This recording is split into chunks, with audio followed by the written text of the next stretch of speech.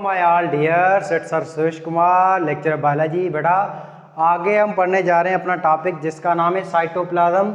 और बेटा ये मैं तीसरी बार लेक्चर को फिर से रिकॉर्ड कर रहा हूँ। 2 बार कुछ मसला हो गया था वॉइस का, आवाज़ का, तो बहुत मेहनत करनी पड़ती है। ये बार बार जो है दूसरा घंटा चल रहा है लेक्चर को रिकॉर्ड कर रहा हूँ। अब ये लेक्चर जैसा भी रिकॉर्ड होगा मैं रख लूँगा, वॉइस क्लियर आए या ना आए। मैं थोड़ा ये टॉपिक 2 बार डिलीवर होके तीसरी बार ये मेहनत कर रहा हूँ वीडियो पे। तो बहरहाल शुरू करते हैं, अब देखते हैं कैसा वीडियो आता है। तो बड़ा साइटोप्लाज्म आपको पता होगा ये एक रीजन होती है बिटवीन यूर न्यूक्लियर मेम्ब्रेन और सेल मेम्ब्रेन। इसके बीच में जो बड़ा रीजन होती है ना, इस रीजन को हम कहते हैं बड़ा साइटोप्लाज्म। ये रीजन आपको पूरी दिखाई दे रही है सेल के अंदर, इस पूरी रीजन को हम कहेंगे साइटोप्लाज्म। तो साइटोप्लाज्म क्या है? The region between cell membrane and nuclear membrane is called cytoplasm. ये डेफिनेशन है यूकेरियोटिक सेल की। प्रोकैरियोटिक सेल की बात करें तो उसके अंदर बेटा न्यूक्लियर मेम्ब्रेन मौजूद नहीं है, तो उसके अंदर जो है ये सारा साइटोप्लाज्म होता है। तो उसकी डेफिनेशन ये होगी कि region inside the cell membrane और plasma membrane is called cytoplasm. तो प्रोकैरियोटिक सेल में जो कुछ भी सेल मेम्ब्रेन के अंदर होता है ना, उस चीज को हम कहेंगे साइटोप्लाज्म। तो साइटोप्लाज्म की हम जन्म कुंडली की तरफ चलें, डिस्कवरी की तरफ या हिस्ट्री की तरफ चलें, तो बेटा साइटोप्लाज्म को डिस्कवर किया था रॉबर्ट हुक ने 1665 के अंदर। साल था 1665 में। ये रॉबर्ट हुक वही बंदा है जिसने आपका सेल डिस्कवर किया, जिसने आपकी सेल वॉल को डिस्कवर किया, जिसने आपके प्लांट सेल को भी डिस्कवर किया, और यही वो बंदा है जिसने साइटोप्लाज्म को भी डिस्कवर किया था। और यही वो बंदा है जिसने इन सारी चीज़ों को डिस्कवर किया था कॉर्क से। कॉर्क एक लकड़ी होती है, शराब की जो बोतल है ना, उसके ऊपर लकड़ी का ढक्कन होता है ना, उस ढक्कन को इस बंदे ने माइक्रोस्कोप में देखा तो उसको ये चीज़ें नज़र आई थी। अब आगे हम चले तो साइटोप्लाज्म का जो नाम है ये देने वाला बंदा है, इस साइंटिस्ट का नाम है रुडोल्फ वॉन कोलेकर। ये एक ही बंदा है, रुडोल्फ वॉन कोलेकर, एक ही नाम है, एक ही बंदे का है। इसी बंदे ने बेटा ये नाम दिया था 1868 में साइटोप्लाज्म। साइटोप्लाज्म की हम अक्यूरेंस की बात करें तो बेटा ये साइटोप्लाज्म दोनों ही सेल में होता है, आपके प्रोकैरियोटिक सेल में भी, यूकेरियोटिक सेल में भी। सेल के 2 टाइप हैं, प्रोकैरियोटिक और यूकेरियोटिक। अभी तीसरा सेल भी है एक, जिसको कहते हैं मीजोकैरियोटिक सेल, जो आपके स्पेशल जानदार होते हैं अल्जी डाइनोफ्लैजिलेट्स, उसके अंदर ये पाया जाता है मीजोकैरियोटिक सेल। तो बहरहाल उसमें भी साइटोप्लाज्म मौजूद होता है। साइटोप्लाज्म हर जानदार में है, फिर जानदार चाहे अल्जी हो, फंजी हो, bacteria, cyanobacteria, protozoa, plant, animal, सबके अंदर साइटोप्लाज्म मौजूद हो, फिर वो जानदार चाहे यूनिसेलुलर हो या मल्टीसेलुलर हो। आगे देखें तो साइटोप्लाज्म के अंदर रीजन्स होती हैं 2। एक होती है बेटा इनर रीजन जिसको हम कहते हैं साइटोसोल, दूसरी होती है आउटर रीजन जिसको कहते हैं साइटोजेल या एक्टोप्लाज्म। अब ये जो हिस्सा आपको नजर आ रहा है ये सेल मेम्ब्रेन की तरफ, बेटा इस हिस्से को हम कहेंगे साइटोजेल या एक्टोप्लाज्म।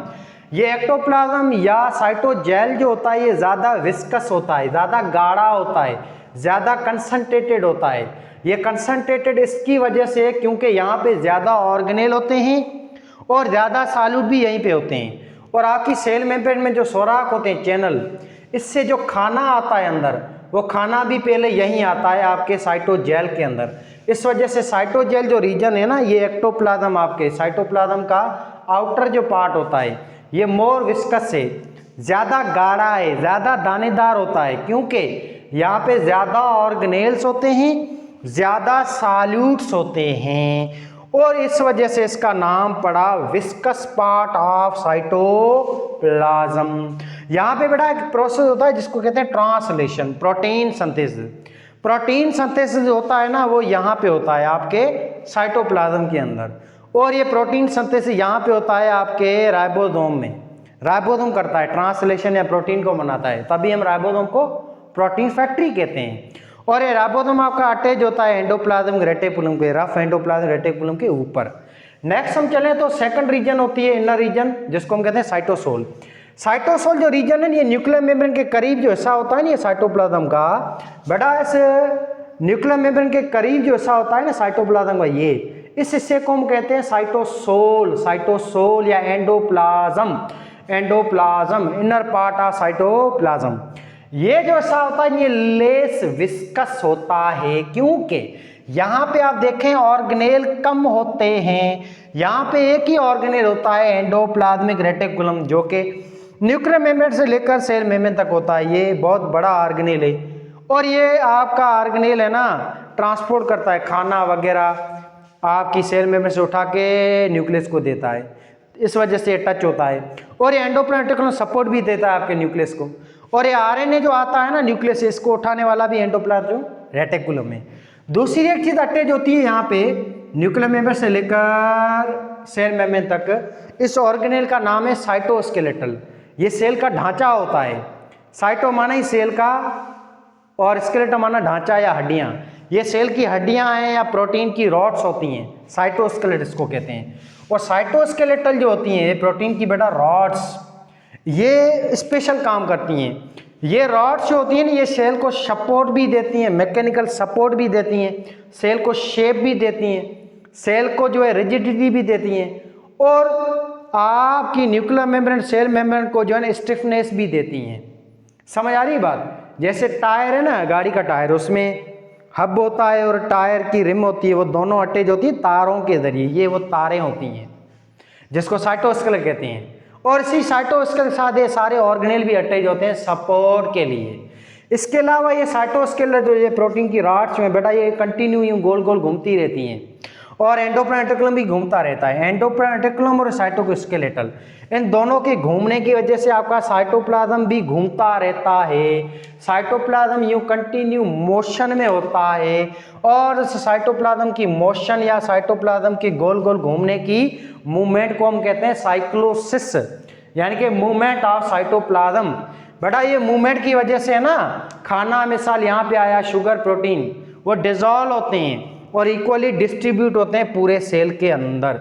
ये साइक्लोसिस कराने वाले भी दो ऑर्गेनेल हैं, एक आपका है बेटा एंडोप्लाज्मिक रेटिकुलम, एक है साइटोस्केलेटल। आगे हम चलें इन रीजन्स के बाद कंपोजिशन की बात करें तो बेटा साइटोप्लाज्म में दो चीजें होती हैं, दो पार्ट हैं। एक साइटोप्लाज्म में होता है ग्रैन्युलर पार्ट, दूसरा होता है non granular part. Granular part जो होता है साइटोप्लाज्म का इसको हम कहते हैं ऑर्गेनेल्स। और साइटोप्लाज्म में बेटा तीन किस्म के ऑर्गेनेल पाए जाते हैं। एक होते हैं नॉन मेम्ब्रेन बाउंडेड ऑर्गेनेल, यानी कि वो ऑर्गेनेल जिसकी कोई मेम्ब्रेन ना हो, और वो ऑर्गेनेल बेटा ये दो तीन हैं। एक आपका ऑर्गेनेल ये राइबोसोम है, प्रोटीन फैक्ट्री, इसमें कोई मेम्ब्रेन नहीं है, ये नॉन मेम्ब्रेन बाउंडेड ऑर्गेनेल है। राइबोसोम के बाद दूसरा ऑर्गेनेल है ये साइटोस्केलेटल, ये भी नॉन मेम्ब्रेन बाउंडेड ऑर्गेनेल है। तीसरा ऑर्गेनेल है ये सेंट्रियोल जो कि सेल डिवीजन करवाता है। बेटा ये भी organelle non membrane bounded organelle है। तो नॉन मेम्ब्रेन बाउंडेड कौन से बेटा? राइबोसोम, साइटोस्केलेटल, सेंट्रियोल, ये तीनों होते हैं नॉन मेम्ब्रेन बाउंडेड ऑर्गेनेल। दूसरे आते हैं दूसरे सेकंड नंबर पे आपके सिंगल मेम्ब्रेन बाउंडेड ऑर्गेनेल, वो ऑर्गेनेल जिसमें एक लेयर मौजूद हो।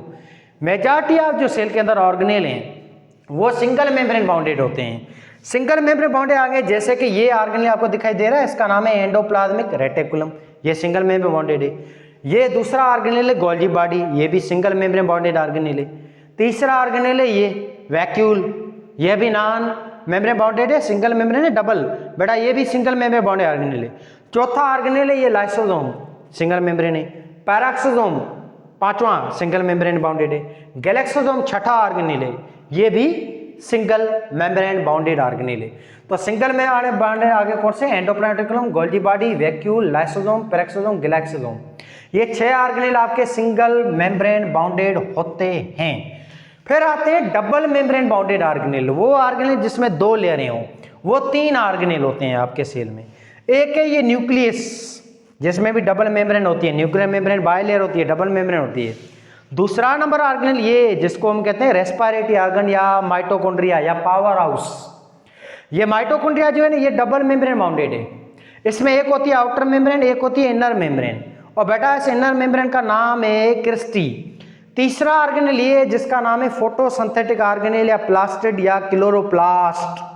क्लोरोप्लास्ट में भी 2 लेयर्स होती हैं, एक आउटर लेयर है, एक बेटा इनर लेयर है जिसका नाम है थालाक्वाइड।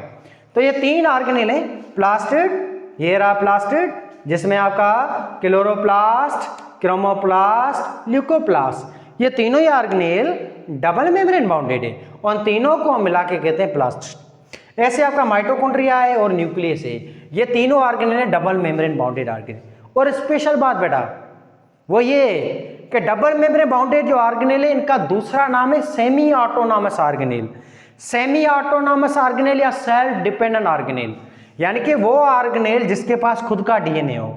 और आपके सेल में ऐसे 3 ऑर्गेनेल है जिसके पास खुद का डीएनए है। वो बेटा 3 ऑर्गेनेल ये हैं, क्लोरोप्लास्ट या प्लास्टिड, माइटोकॉन्ड्रिया और न्यूक्लियस। न्यूक्लियस में तो बड़ा डीएनए, मेन डीएनए जो पूरे सेल को या साइटोप्लाज्म को कंट्रोल करता है, ये मेन डीएनए 40 डीएनए होते हैं, हेलिकल शेप में होते हैं। दूसरा जो ऑर्गेनेल है जिसके पास खुद का डीएनए वो है माइटोकॉन्ड्रिया, जिसमें गोल डीएनए होता है, ये खुद का डीएनए माइटोकॉन्ड्रिया का। ऐसे तीसरा ऑर्गेनेल है आपका प्लास्टिड, क्लोरोप्लास्ट, क्रोमोप्लास्ट, ल्यूकोप्लास्ट, इसके पास भी खुद का डीएनए होता है। इसके अलावा खुद के डीएनए के अलावा खुद का आरएनए भी है इनके पास, खुद का राइबोसोम भी होता है इन दोनों ऑर्गेनेल में, प्लास्टिड में और माइटोकॉन्ड्रिया में।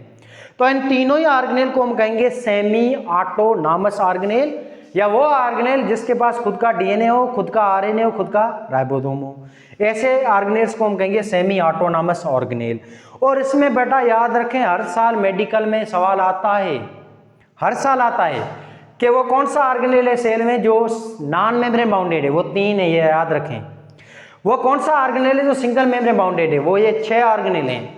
वो कौन सा ऑर्गेनेल है जो सेमी ऑटोनॉमस है, जिसके पास खुद का डीएनए, आरएनए, राइबोसोम है, या डबल मेम्ब्रेन बाउंडेड ऑर्गेनेल, वो ये बेटा 3 होते हैं, प्लास्टिड, माइटोकॉन्ड्रिया, न्यूक्लियस। इस छोटी सी इस लाइन में, 3 लाइनों में हर साल मेडिकल में सवाल आता है। इतना इंपॉर्टेंट है ये छोटी सी लाइन है, ये टॉपिक, ये आप अच्छी तरह याद करना। आगे हम चलें तो ये सारे क्या हैं, आपके साइटोप्लाज्म के ऑर्गेनेल्स होते हैं जो अलग अलग काम करते हैं, और इन अलग अलग कामों को हम कहते हैं मेटाबॉलिज्म। एनाबॉलिज्म भी करते हैं, कुछ कैटाबॉलिज्म भी करते हैं। जैसे आपका माइटोकॉन्ड्रिया रेस्पिरेशन करता है, तो ये क्या कर रहा है, कैटाबॉलिज्म कर रहा है। आपका ये क्लोरोप्लास्ट फोटोसिंथेसिस कर रहा है, माना खाना बना रहा है, मॉलिक्यूल बना रहा है, यानी कि ये एनाबॉलिज्म कर रहा है, कंडेंसेशन कर रहा है। ऐसे आपका ये एंडोप्लाज्मिक रेटिकुलम में गोल्गी बॉडी है, ये मेटाबॉलिज्म करते हैं, ये मॉलिक्यूल जो है उनको बनाते हैं, एनाबॉलिज्म करते हैं। लाइसोसोम मॉलिक्यूल को तोड़ता ही रहता है, ये कैटाबॉलिज्म करता है। राइबोसोम प्रोटीन बनाता है, तो राइबोसोम एनाबॉलिज्म करता है। समझ आ रही बात? ऐसे ये ऑर्गेनेल ही होते हैं जो एनाबॉलिज्म करते हैं, मेटाबॉलिज्म करते हैं, या यूं कहेंगे कैटाबॉलिज्म करते हैं। इस वजह से बेटा साइटोप्लाज्म का इस ऑर्गेनेल्स की वजह से दूसरा नाम पड़ा है मेटाबॉलिक रीजन। साइटोप्लाज्म को हम कहते हैं सेल की लार्जेस्ट मेटाबॉलिक रीजन, क्योंकि सेल में जो भी कामकाज होते हैं वो कामकाज सारे यहाँ पे होते हैं साइटोप्लाज्म के अंदर। ऐसे हम आगे देखें बेटा, तो साइटोसोल जो होता है इसमें एक प्रोसेस होता है ग्लाइकोलाइसिस। आपकी रेस्पिरेशन यहाँ पे शुरू होती है, रेस्पिरेशन का प्रोसेस है ना, फर्स्ट स्टेप ग्लाइकोलाइसिस, जिसमें आपका ग्लूकोज टूटता है। यहाँ पे ये टूटता है ग्लूकोज, C6H12O6, ये ग्लूकोज यहाँ पे होता है जो टूटता है आपके आधी तादाद में C3 में। C3 के 2 मॉलिक्यूल बनते हैं, पायरुवेट या पायरुविक एसिड। इस प्रोसेस को कहते हैं ग्लाइकोलाइसिस। तो ग्लाइकोलाइसिस भी शुरू साइटोप्लाज्म में होता है, फिर आगे वो कंटिन्यू होता है आपके माइटोकॉन्ड्रिया में, जहाँ पे एसिटाइल कोएंजाइम में, Krebs cycle, electron transport chain के 3 स्टेप होते हैं। ऐसे हम आगे चलें तो बेटा आपके साइटोप्लाज्म में ऑर्गेनेल के बाद होता है दूसरा लिक्विड पार्ट। लिक्विड पार्ट में 90% आता है पानी। आपका जो साइटोप्लाज्म में मेजर जो मॉलिक्यूल पाया जाता है वो पानी होता है, वाटर होता है 70 to 90%। और इस पानी में ये चीज़ें डिजोल्व होती हैं, आयन है, साल्ट, नमक है। आयन यानी कि मिनरल या इलेक्ट्रोलाइट्स, जैसे कि copper, zinc, sodium chloride, iron, निकल, कोबाल्ट, ये सारी चीज़ें आयन्स या मिनरल या इलेक्ट्रोलाइट्स कहलाती हैं। ये यहाँ पानी में डिजोल्व होती हैं। ऐसे इसमें मॉलिक्यूल होते हैं, जैसे कि बायो मॉलिक्यूल है ना, आपके शुगर्स हैं, प्रोटीन्स हैं, कार्बोहाइड्रेट्स हैं, वो भी यहाँ पे डिजोल्व होते हैं पानी के अंदर। तो इस पार्ट को हम कहते हैं साइटोप्लाज्म का लिक्विड पार्ट। ऑर्गेनेल जो होते हैं 8, 9 या 10, इन ऑर्गेनेल्स को हम कहेंगे साइटोप्लाज्म का सॉलिड पार्ट या ग्रेन्युलर पार्ट्स। आगे हम चले तो बेटा ये साइटोप्लाज्म जो होता है, साइटोप्लाज्म ये आप समझ गए होंगे, ये उस रीजन को कहेंगे जो न्यूक्लियस की मेम्ब्रेन और सेल मेम्ब्रेन के बीच में। ऐसे एक नाम होता है प्रोटोप्लाज्म। प्रोटोप्लाज्म का मतलब है combination of nucleoplasm and cytoplasm. Nucleoplasm बेटा हम उसी रीजन को कहेंगे जो न्यूक्लियर मेम्ब्रेन के अंदर होती है। न्यूक्लियर मेम्ब्रेन के अंदर ये पानी वाला जैसा होता है, इसको हम कहते हैं न्यूक्लियोप्लाज्म। माना है न्यूक्लियो का मतलब है न्यूक्लियस, प्लाज्म का मतलब है पानी। न्यूक्लियस के अंदर पानी वाला हिस्सा, इसको हम कहते हैं न्यूक्लियोप्लाज्म। तो ये न्यूक्लियोप्लाज्म है और ये साइटोप्लाज्म है। न्यूक्लियर मेम्ब्रेन के अंदर होता है न्यूक्लियोप्लाज्म, सेल मेम्ब्रेन के अंदर होता है साइटोप्लाज्म। अब ये साइटोप्लाज्म न्यूक्लियोप्लाज्म दोनों को हम कहते हैं प्रोटोप्लाज्म, और न्यूक्लियोप्लाज्म न्यूक्लियर मेम्ब्रेन के अंदर होता है। एक और नाम होता है टोनोप्लाज्म, थोड़ा सिमिलर है ना। टोनोप्लाज्म बेटा हम कहते हैं वैक्यूल है ना, वैक्यूल स्टोर रूम या स्टोर हाउस, इसके अंदर जो पानी होता है, खाना होता है, इस शरबत या सेप या जेल जो होता है ना वैक्यूल के अंदर, इसको हम कहते हैं टोनोप्लाज्म। एक और नाम आता है स्ट्रोमा। स्ट्रोमा का मतलब है ये क्लोरोप्लास्ट नहीं है आपका प्लास्टिड फोटोसिंथेसिस करता है, इसके अंदर जो पानी होता है, पानी वाला हिस्सा, इसको हम कहते हैं स्ट्रोमा। ऐसे एक और नाम आता है मैट्रिक्स। मैट्रिक्स का मतलब है आपका माइटोकॉन्ड्रिया, आपका पेरेक्सोसोम, गैलेक्सोसोम, लाइसोसोम, इसके अंदर भी पानी होता है, सॉल्यूट्स होते हैं, खाना शाना होता है। तो इस हिस्से को हम कहेंगे बेटा, पानी वाले हिस्से को मैट्रिक्स कहेंगे। दूसरा आता है नाम सेप और जेल। आपका एंडोप्लाज्मिक रेटिकुलम, गोल्गी बॉडी, इन ऑर्गेनेल में जो पानी होता है ना, इसको हम कहेंगे सेप या जेल। तो ओवरऑल बेटा आपका सेप या जेल या मैट्रिक्स, स्ट्रोमा, न्यूक्लियोप्लाज्म, साइटोप्लाज्म और टोनोप्लाज्म, इन सब को मिला के कहते हैं प्रोटोप्लाज्म। प्रोटोप्लाज्म माना ओवरऑल पूरे सेल में जो ये चीजें आती हैं, इन सब को हम कहेंगे प्रोटोप्लाज्म। प्रोटोप्लाज्म या यूं कहेंगे पूरा का पूरा सेल का लिविंग मटेरियल, सेल मेम्ब्रेन से लेकर ये पूरी जो चीजें आपको दिखाई दे रही है ऑल ओवर, सबको हम कंपोनेंट को कहेंगे प्रोटोप्लाज्म। तो ये था आपका साइटोप्लाज्म जिसको हमने डिस्कस कर लिया है। ऐसे हम ये जो साइटोप्लाज्म हमने पढ़ा है, ये हमने पढ़ा है यूकेरियोटिक सेल का। प्रोकैरियोटिक सेल के साइटोप्लाज्म की बेटा हम बात करें तो ये प्रोकैरियोटिक सेल है। प्रोकैरियोटिक सेल के साइटोप्लाज्म में एक ही ऑर्गेनेल पाया जाता है बेटा, इस ऑर्गेनेल का नाम होता है राइबोसोम। राइबोसोम ही ऑर्गेनेल होता है प्रोकैरियोटिक सेल के अंदर, बैक्टीरिया और साइनोबैक्टीरिया के अंदर। बाकी प्रोकैरियोटिक सेल के साइटोप्लाज्म में आपका साइटोस्केलेटल, आपका centriole, peroxisome, glyoxysome, lysosome, mitochondria, chloroplast, chromoplast, leucoplast, Golgi body, cytoskeletal, ये चीजें एब्सेंट होती हैं। ये उसकी कंपोजिशन है आपके प्रोकैरियोटिक सेल की। बाकी पानी है उसमें भी 90% है, ऑर्गेनेल सिर्फ एक ही है राइबोसोम। तो ये होती है आपके कंपोजिशन ऑफ प्रोकैरियोटिक सेल, और बाकी ये चीजें होती हैं आपके यूकेरियोटिक सेल के अंदर। यूकेरियोटिक सेल बहुत ही एडवांस है, कॉम्प्लेक्स है, वेल डेवलप आपका सेल होता है, जो होता है आपका अल्जी, फंजी, प्लांट, एनिमल, प्रोटोजोआ, इनके अंदर ये सेल होता है जिसको हम कहते हैं यूकेरियोटिक सेल। बाकी बैक्टीरिया और साइनोबैक्टीरिया में बेटा होता है प्रोकैरियोटिक सेल।